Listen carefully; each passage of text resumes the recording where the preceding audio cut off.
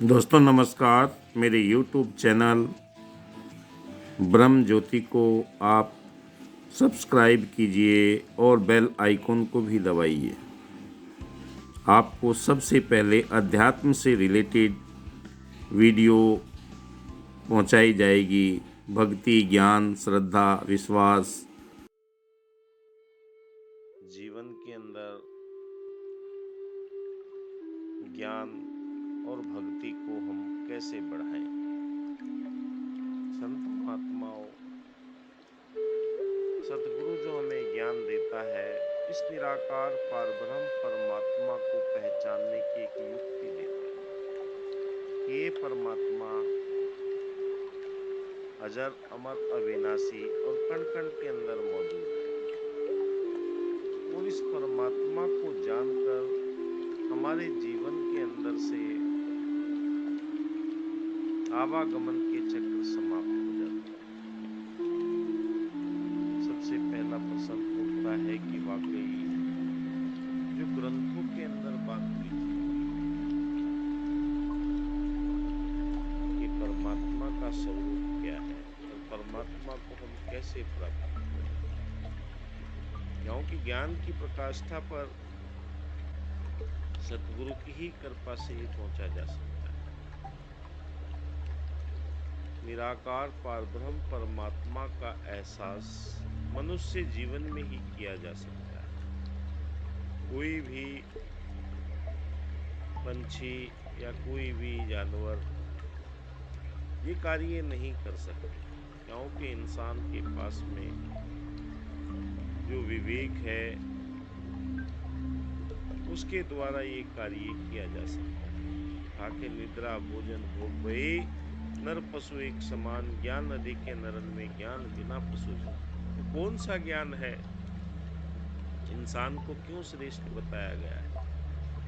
जिस रास्ते से गुजरता है उस रास्ते पर घास नहीं होती और जानवरों को रास्ते पर छोड़ दिया जाता है, वहां पर कोई फर्क नहीं पड़ता, फिर भी श्रेष्ठ बताया गया,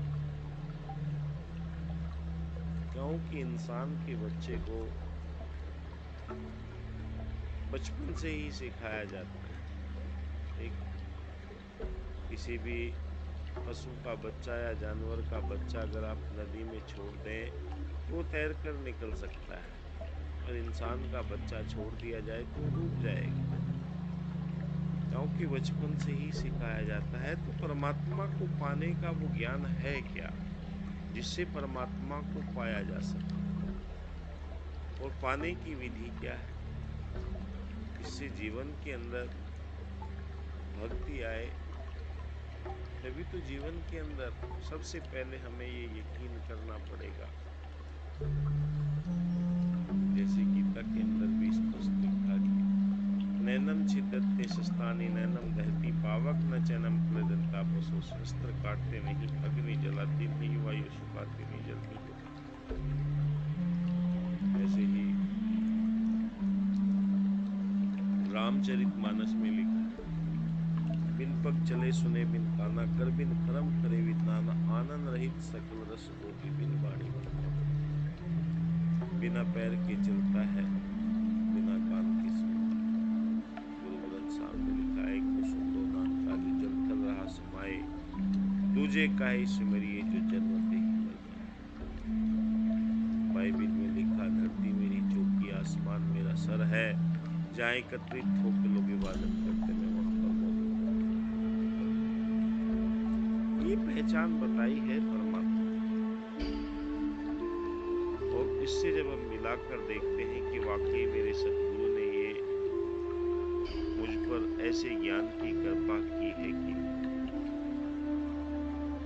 जब तक हम समर्पण भाव से, विश्वास के साथ में, आस्था के साथ में, निष्ठा के साथ में, दया करुणा के साथ में सतगुरु की बात पर यकीन नहीं करते,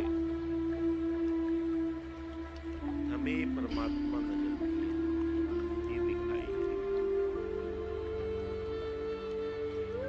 और जीवन के अंदर जब तक ये भी यकीन विश्वास नहीं होगा, कहा कि पगडूली नहीं संत की मिलती, यदि मन बनता दास नहीं, प्यास कभी नहीं मन की बुझती, यदि गुरु पर विश्वास नहीं। क्या वाकई मुझे विश्वास हो पाया है?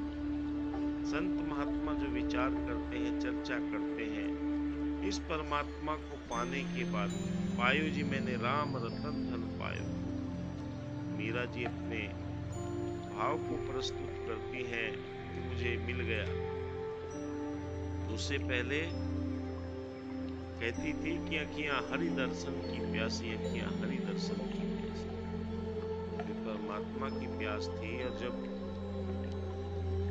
सतगुरु समय के रविदास जी के पास में पहुंची, तब उन्होंने उन्हें ज्ञान की बख्शीश की, ज्ञान की कृपा की, जीवन के अंदर रोशनी दे दी। तब कहा कि मुझे मिला। कबीर जी के भी बहुत सारे उदाहरण पढ़ते हैं कि जब तक न देखूं अपनी नैनी तब तक न मानूं गुरु की कहानी। जब तक मैं देख न लूं तब तक मैं क्यों मानूं। लोग कहें कागज की देखी, मैं कहूं आंखन की देखी। इसका तात्पर्य यही है कि संतों महात्माओं सतगुरु इस परमात्मा का हमें बोध कराकर जीवन के अंदर भक्ति के भाव भरते हैं। और वो भक्ति क्या है जो हमें निराकार पारब्रह्म परमात्मा के साथ में जुड़ने के बाद प्राप्त होती है। क्योंकि परमात्मा का जीवन के अंदर पदार्पण हो जाने से सत्यचित आनंद की अनुभूति होती है। सत्य तो ये है कि ये साथ में आनंद प्रदान कर देता है। भाई अगर आप सत्संग करते हैं, सत्संग के बाद में जीवन में आनंद नहीं आ रहा है, तो हमारा रिसीवर खराब है।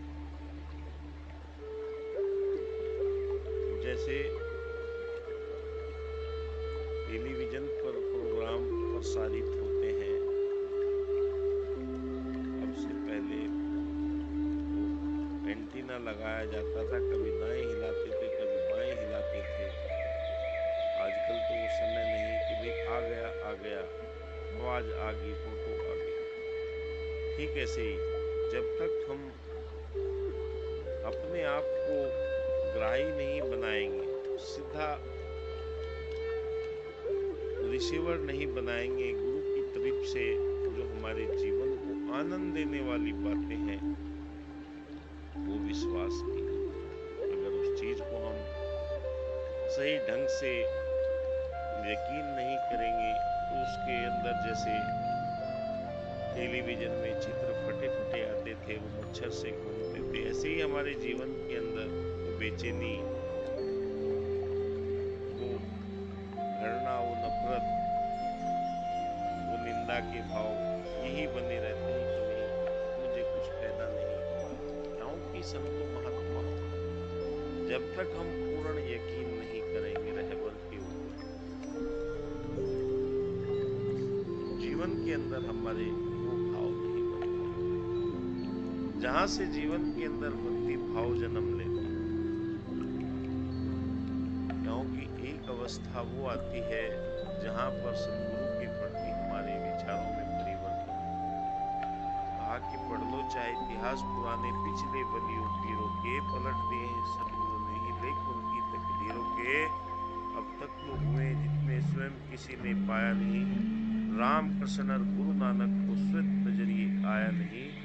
युगों युगों से ज्ञान की डोरी रही गुरु के हाथों में, अवतारी अंधी दुनिया समय बिताए बातों में। तो फालतू की बातों में लगे रहते हैं कि रावण की नानी का क्या नाम था, सीता की बुआ का क्या नाम था।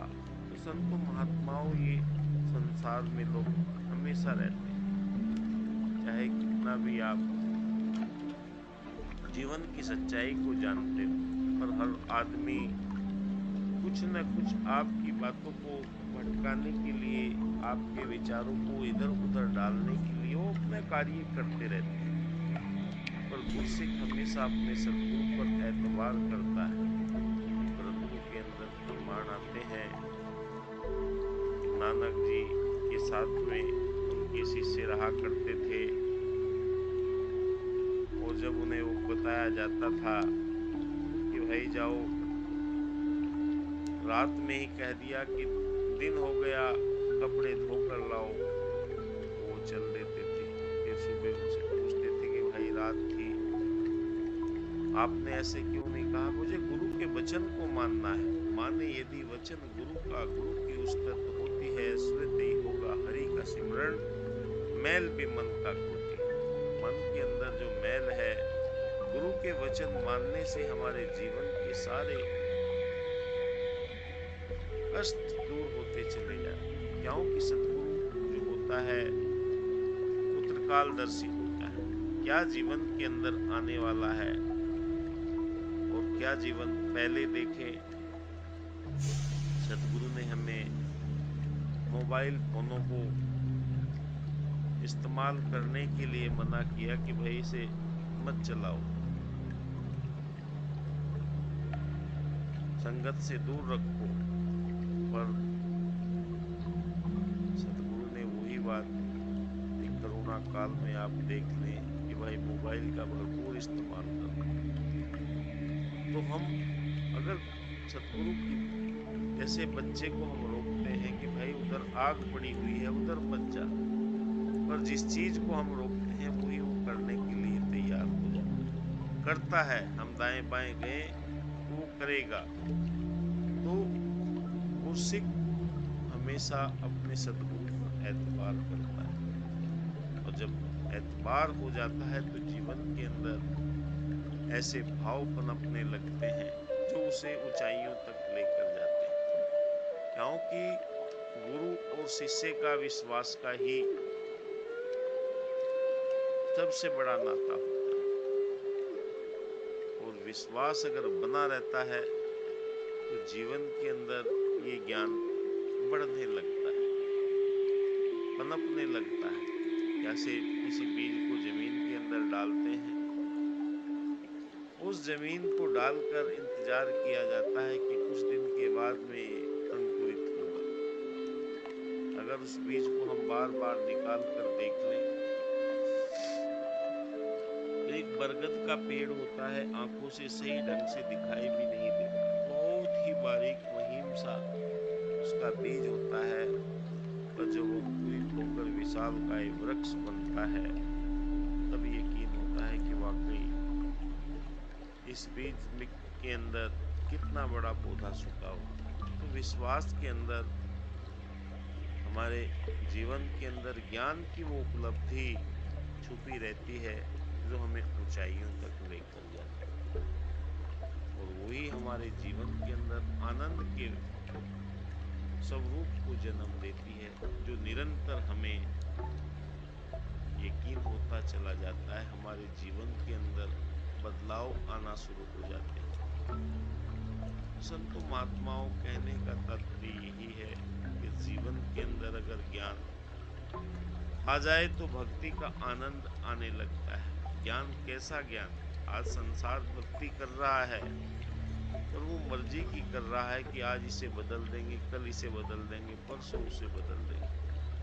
वो उस बदलाव पर कार्य करता है। अगर काम नहीं हुआ तो दूसरे मर्जी के भगवान, मर्जी के पकवान, मर्जी के दिनवार।